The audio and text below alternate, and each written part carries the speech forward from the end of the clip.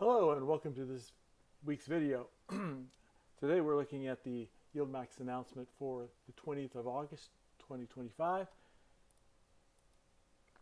In this video we're going to go over the background of my strategy for investing in YieldMax ETFs, review this week's affected YieldMax ETFs, and also show my updated dividend calculations based on the latest YieldMax ETF announcement today. And then go over some action items to execute my strategy. Disclaimer, investing involves the risk of loss. This video is not meant to be financial advice. Other than owning the ETFs presented in this video, I have no affiliation with the company that issued them. All right, a little background. YieldMax makes announcements regarding their high-yielding dividend ETFs, usually on Wednesdays. They have several groups, including a weekly and groups A through D. This week's affected ETFs are the weekly ETFs and Group C. So, based on YieldMax's Wednesday's dividend announcement today, I buy more of the weekly and affected Group ETFs to achieve my desired monthly income target. My current annual income goal for YieldMax ETFs is around $2,400 per year. All right, so let's take a look at the announcement today. So here you can see it's August 20th. YieldMax ETF announces distributions. So, and it affects the weekly payers and Group C. They usually start the tables off with the weeklies, and you can see here also that the X date and record date is tomorrow, August 21st, and the pay date should be Friday, August 22nd. Sometimes that gets moved back because of holidays or scheduling, but for now it's announced on Wednesday, X date on Thursday, and then payment date on Friday. So let's go ahead and see how this is going to affect my calculations. Here's the spreadsheet I have on this. As you can see, my annual goal for each one of these is roughly 2,400.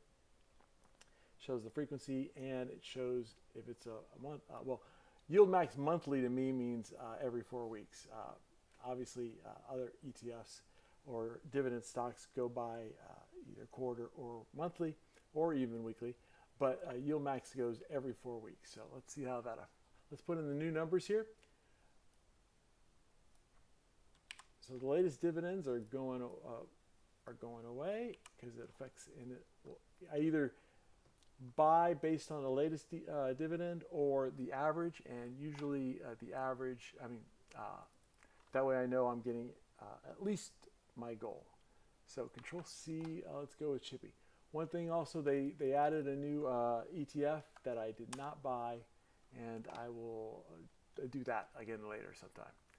All right, so next one, GPTY.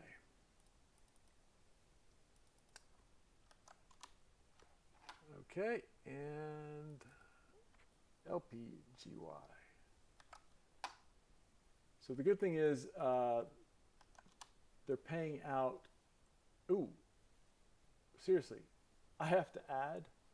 LPGY went so far down, or they're not paying as much. I have to buy another 10 shares of that, which is upsetting because I don't want to have to put money in to maintain it. But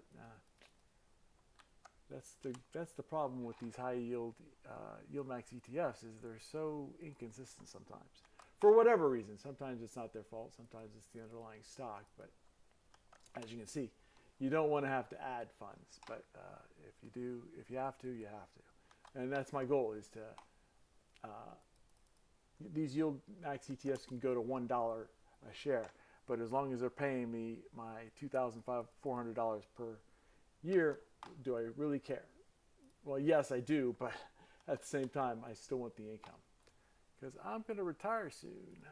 Okay, Control C. We're on to YMAG now. YMAG and YMAX have had some rough couple of months, but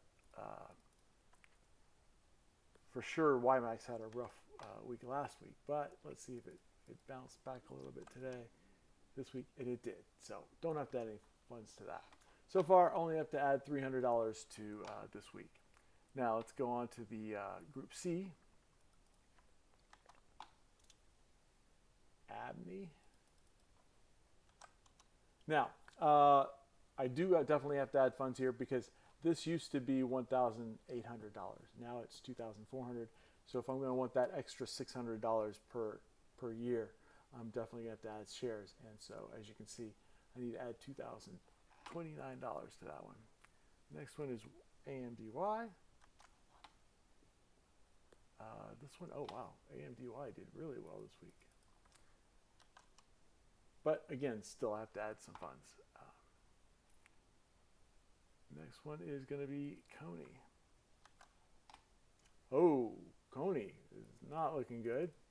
As you can see, the average used to be 68 cents. Now it's 34 cents. Whoa, that's a lot of money we're going to have to add there. CVNY. Based on Carvana, I think. Again, it went down. The average is almost $3. Now we're down to almost $2.50. Okay, D-Ray is the new one, and I did not buy it, so I might buy it later today and add it. But for now, D-Ray is the new one to the Group C, and I did not purchase it, and it will not be being, so the calculations are not going to happen. So we're going to skip it and go to Fiat. Oh, wow, this is not good. Look at, oh, didn't matter. Don't have to add funds to it because even though it's 20 cents less per share, I must have had to put a lot of money in before. Okay, Control C. Hui, which I think is based on Robinhood. Okay, again, dividend this week is less than $4, but the average was $5.50. So again, that's always disturbing to see, but at least we've got enough shares to make my goal. Okay, Microsoft. Ooh, that can't be good. That can't be right. Yeah, that's right. I'm going to have to add almost $5,000 to up the Microsoft dividend to get my goal. That's a bit much because look, it dropped over 10 cents since 4 weeks ago. All right, Netflix, NFLY. Again, we're having to add funds, and it's never a good time. But this will be the last round that I add to my goal. So from now on, it'll be maintenance. So if you look at it, I need to add another $12,285 into my portfolio. Get roughly $2,419.17 estimated income for this week. So we got some work to do, but that's what this is all about, to do the calculations. And if I had put in D-Ray, that would have been even more. So if I put in for D-Ray, let's see, equals 2,400 divided by 13, which was, and multiply that by, did I get that right? Nope, wrong one, 8. Okay, shift 8. $2, D-Ray is paying out $2.19. So I would have to buy 400 shares, I think, equals that times $2.19. Yeah, I'll have to do the calculations some other time. But as you can see, if I put in D-Ray at $2.20 per year for 13 weeks, or 13 times, or 13 months basically, then I'll have to figure out how many shares that's going to be. Anyway, I'll do that later on. And I might buy more, I might not. We'll see. Because right now, I don't know how much it costs. I think it's $52 a share. So that's quite a bit, times whatever I got to do, which is probably about, I don't know. We'll find out. Okay, so those are my calculations. At the minimum, I'm going to add another $12,285 into my account and buy those shares. As you can see, my margin account is already at negative 88,875.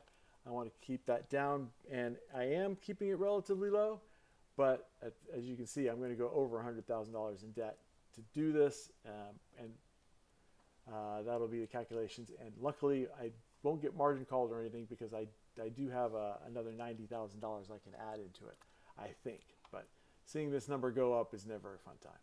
All right, so let's get back to the presentation slides. All right, so action items. In order to reach my latest dividend goals, I need to make some additional share purchases into my account.